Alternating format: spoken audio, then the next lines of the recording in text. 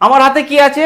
একটা গ্লাস আছে এবং গ্লাসে কি আছে? বালি আছে। ওকে, এবার চলুন এই হাতে আমার কি আছে? একটা জলের বোতল আছে, ঠিক আছে। এরপর এটা মনে করুন নদী। এবার দেখুন আমি জলটা কিন্তু এই বালি ভর্তি গ্লাসে ঢালবো। জলটা যখন ঢালবো দেখুন এই জলটা কি করছে? আস্তে আস্তে বালিটাকে কাটছে। চলুন আজকে আমরা বেশ কিছু বেসিক কনসেপ্ট সম্পর্কে জেনে নেব। যেমন পার্ট 1 আমরা জেনে নেব বেস লেভেল কি না। বেস লেভেল কি? বাংলা হচ্ছে ক্ষয়ের নিম্নসীমা। বেস লেভেল হচ্ছে এমন একটা জায়গা বা লেভেল যখন তার নিচে নদী বা কোনো জলাধারা আর ক্ষয় করতে পারবে না। ঠিক আছে, কি বলছে? বেস লেভেল হচ্ছে এমন একটা জায়গা বা লেভেল যার নিচে নদী বা জলাধারা তার তলদেশকে আর কাটতে বা ক্ষয় করতে পারবে না। চলুন আমরা একটা বাস্তব উদাহরণ দিয়ে ব্যাপারটা বোঝার চেষ্টা করি। দেখুন হাতে কি আছে? একটা গ্লাস আছে এবং গ্লাসে কি আছে? বালি আছে। ওকে, এবার চলুন এই হাতে আমার কি আছে? একটা জলের বোতল আছে, ঠিক আছে। এরপর এটা মনে করুন নদী। এবার দেখুন আমি জলটা কিন্তু এই বালি ভর্তি গ্লাসে ঢালবো। জলটা যখন ঢালবো দেখুন এই জলটা কি করছে? আস্তে আস্তে বালিটাকে কাটছে। কাটতে এমন একটা সীমায় যাবে জলটা, যখন এই জলটা কি করবে? জলটা এই বালিটাকে কাটতে যখন একেবারে গ্লাসের তলদেশে চলে যাবে জলটা, তখন কিন্তু জলটার বালিকে কাটতে পারবে না। এই যে বালির গ্লাসের তলদেশ, এটা কি আমরা কি বলবো? Base level. ঠিক সেরকম নদী কি করে? চলুন আমরা দেখে নিই একটু নদী কি করে। নদী দেখা গেল তার তলদেশকে কাটতে এমন একটা সীমায় পৌঁছে যায় যখন নদী চেষ্টা করলেও কিন্তু আর তলদেশকে কাটতে পারে না। সেই শেষ সীমাকে আমরা কি বলবো? বেস লেভেল বলবো। আর একটা চলুন বাস্তব উদাহরণ দিই। চলুন আর একটা বাস্তব উদাহরণ দিয়ে ব্যাপারটা আমরা বোঝাবার চেষ্টা করি বেস লেভেলটা। মনে করুন আপনি আমাকে এরকম করে ঠেললে কি হবে? আস্তে আস্তে পিছাতে আমার একসময় কি হবে? দেয়ালে কিন্তু পিঠটা ঠেকে যাবে। তখন আপনি যতই আমাকে চেষ্টা করুন আমি কিন্তু আর দেয়াল থেকে সরতে পারবো না, কারণ কি দেয়ালে আমার পিঠ ঠেকে গেছে। ঠিক সেরকম নদীর যখন দেয়ালে পিঠ ঠেকে যায় তখন সেটাকে আমরা কি বলবো? নদীর বেস লেভেল। অর্থাৎ নদী কাটতে শেষ সীমায় চলে যাবে আর কাটতে পারবে না, তাকে বলবো বেস লেভেল। চলুন বেস লেভেল দুই প্রকার। একটা হচ্ছে লোকাল বেস লেভেল, যেমন দেখা গেল কোনো নদী কোনো একটা অপর কোনো বড় হ্রদে মিশে গেছে, তাহলে কি হবে? সেই হ্রদের জলতলে কিন্তু হচ্ছে তার লোকাল বেস লেভেল। চলুন একটা উদাহরণ দিই। যেমন তেলবল নালা বা দাঁড়া নালা ডাল লেকে কিন্তু মিশে গেছে, তাহলে এই তেলবল নালা বা দাঁড়া নালার বেস লেভেল কি হচ্ছে? ডাল হ্রদের ওই জলসীমা। যেমন দেখুন একটা বাস্তব উদাহরণ দিই। আমরা অনেক সময় কি অনেক উপরে ওঠার চেষ্টা করি, কিন্তু আমাদের আত্মীয় স্বজন বন্ধু বান্ধব আমাদের কাছের লোকে কিন্তু আমাদেরকে কিন্তু দেখবেন পিছনের দিকে ঠেলে দেওয়ার চেষ্টা করে। তাহলে যারা আমাদেরকে বাধা দিচ্ছে এই লোকাল লোকগুলিকে আমরা কি বলতে পারি? Local base level. 2 নম্বর কি? Ultimate base level. Ultimate base level কাকে বলে না? আমরা জানি ম্যাক্সিমাম নদী শেষ পর্যায়ে কোথায় গিয়ে মিলিত হয়? সমুদ্রে গিয়ে মিলিত হয়। তাই ম্যাক্সিমাম নদীর বেস লেভেল হচ্ছে সমুদ্র পৃষ্ঠ, সি লেভেল। যেমন দেখুন গঙ্গা ব্রহ্মপুত্র বঙ্গোপসাগরে মিলিত হয়েছে, তাহলে বঙ্গোপসাগরের সি লেভেলই কিন্তু গঙ্গা ব্রহ্মপুত্রের বেস লেভেল। আবার নর্মদা তাপ্তি কোথায় গিয়ে মিলিত হয়েছে? আরব সাগরে গিয়ে মিলিত হয়েছে, তাহলে আরব সাগরের জলতলই হচ্ছে কিন্তু নর্মদা তাপ্তির বেস লেভেল। যেমন দেখুন আমাদের আলটিমেট বেস লেভেল কি? মৃত্যু।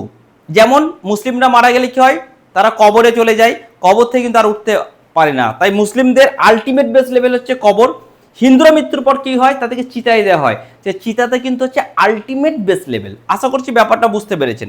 এবার চলুন পার্ট 2 আমরা দেখে নেব ডাটাম কি না। ডাটাম হচ্ছে মাপ শুরু করা একটা নির্দিষ্ট জায়গা, অর্থাৎ আমরা কোনো জায়গায় মাপ শুরু করতে গেলে একটা কাল্পনিক জিরোকে ধরি, যেখান থেকে আমরা মাপ শুরু করি সেই জায়গাটাকে আমরা কি বলবো? ডাটাম বলবো। ওকে, এবার দেখুন এই ডাটামের কিন্তু অনেকগুলো ভাগ আছে। একটা হচ্ছে ডাটাম পয়েন্ট, একটা হচ্ছে ডাটাম লাইন, একটা হচ্ছে ডাটাম প্লেন। প্রথমবার দেখে নেব ডাটাম পয়েন্ট কি। ডাটাম পয়েন্ট হচ্ছে মাপ শুরু করা একটা নির্দিষ্ট বিন্দু বা ফোঁটা। যেমন দেখা গেল হয়তো আমি বাজারে দাঁড়িয়ে আছি, কেউ আমাকে জিজ্ঞেস করলো দাদা এখান থেকে রেল স্টেশন কতটা? আমি তো বললাম এই ইলেকট্রিক পোল থেকে 3 কিলোমিটার। এই ইলেকট্রিক পোলটা হচ্ছে ডাটাম পয়েন্ট। মনে করুন আমার সামনে স্ট্যান্ড আছে, আমি বললাম স্ট্যান্ড থেকে এই দরজাটা 2 কিলোমিটার, তাহলে স্ট্যান্ডটা হচ্ছে কি? Datum point. এবার ভূগোলের ভাষায় চলে আসি। ভূগোলে যখন আমরা কোনো পাহাড়ের উচ্চতা মাপবো, পাহাড়ের তলদেশে যে নির্দিষ্ট বিন্দু থাকবে যেখান থেকে মাপটা শুরু করব সেই বিন্দুকে আমরা কি বলবো, ডাটাম পয়েন্ট। আশা করি বুঝতে পেরেছেন। এবার হচ্ছে ডাটাম লাইন। ডাটাম লাইন কি, মাপ শুরু করা একটা সোজা দাগ। যেমন দেখবেন আমরা যখন জামা কাপড় কাটতে যাই তখন দর্জি কি করে, একটা লম্বা ফিতে দিয়ে কিন্তু মাপ নেয় নিচে থেকে উপর পর্যন্ত, এটাকে আমরা ডাটাম লাইন বলতে পারি। কিন্তু ভূগোলে আমরা কি বলতে পারি, দেখুন ভূগোলে আমরা প্রথমে একটা বিন্দু দিই, একটা এক্স অক্ষটা নিই, একটা ওয়াই অক্ষ। এই এক্স অক্ষ বা ওয়াই অক্ষ এটাকে আমরা কি বলতে পারি, ডাটাম লাইন। চলুন আর একবার একটু বুঝে নিই।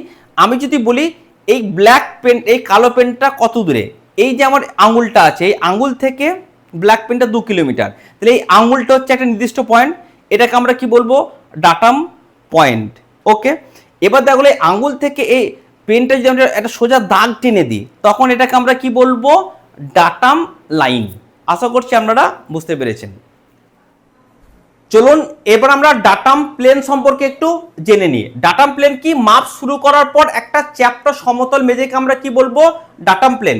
মনে করুন আমার উপরে যে ফ্যানটা ঘুরছে তার উচ্চতা আমরা কি করে মাপবো, এই মেঝের সমতল থেকে, তাই এই মেঝের সমতলটাকে আমরা কি বলবো, ডাটাম প্লেন।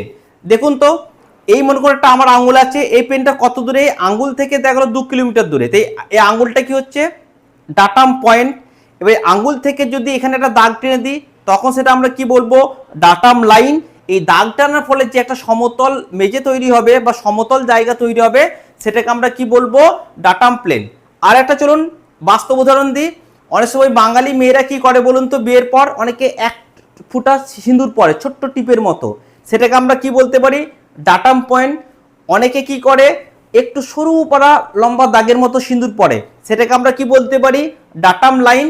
কিন্তু বিহারি মেয়েরা কি করে একেবারে চওড়া পাড়া সিঁদুর পরে, সেটাকে আমরা কি বলতে পারি, সেটাকে আমরা ডাটাম প্লেন বলতে পারি। আশা করছি আপনারা ব্যাপারটা বুঝেছেন। এবার চলুন আমরা পার্ট 3-তে দেখে নেব ডাটাম এবং বেস লাইনের মধ্যে পার্থক্য কী। ধরুন আপনি কোনো একটা লাঠি নিয়ে মাটি খুঁড়বেন, তখন এই যে মাটির উপরিভাগ, মনে করুন হয়তো আমি এই বিস্কুটটা খুঁড়বো, তখন এই যে মাটির উপরিভাগ বা বিস্কুটের উপরিভাগ এটাকে আমরা কি বলবো, ডাটাম। এরপর যখন আমি লাঠিতে মাটি খুঁড়বো, ঠিক আছে, এবার দেখো খুঁড়তে খুঁড়তে হঠাৎ করে কোনো একটা পাথরে গিয়ে আটকে গেলাম, তারপর কিন্তু আমি আর মাটি খুঁড়তে পারছি না।